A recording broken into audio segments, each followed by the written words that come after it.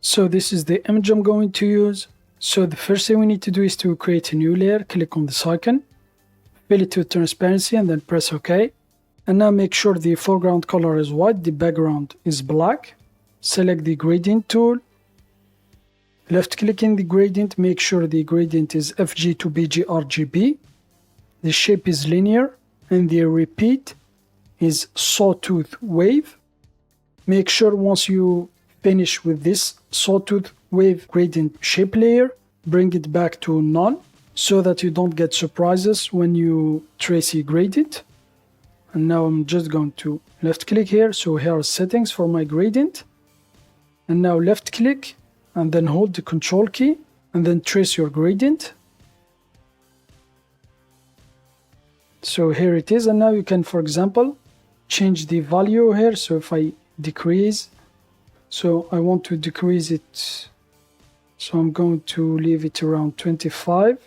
So I think I'm going to leave it here. And now let's select another tool here to confirm. Now I'm going to duplicate the women layer, this one here, duplicate it so we can see the before and after. So now I'm going to name this gradient layer gradient. Press enter, and now let's hide it. And now select the person layer, the one on top. Go to filters, map, and then select displace. And now in the horizontal radial, left click, select the image, left click, this is the image. And now let's select our gradient layer, this one here, this one. So here it is, double click. And now I'm going to select it for the vertical angular, left click, same thing. Select the image and then select the gradient layer, this one, double click. So here are settings for my displace filter. The displacement mode is Cartesian, sampler cubic, abyss policy clamp. And now I'm going to uncheck the chain icon here so I can change the values here of the horizontal and vertical separately. And now I'm just going to change the value here of the horizontal. I'm just going to click, so I'm just going to increase it. Here it is.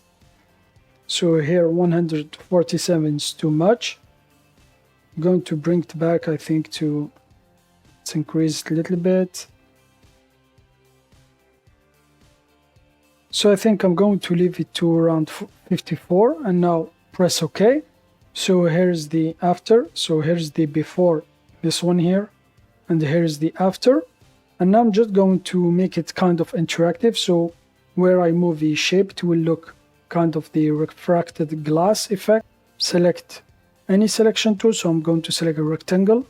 So here are settings I'm using, and now I'm going to trace my shape.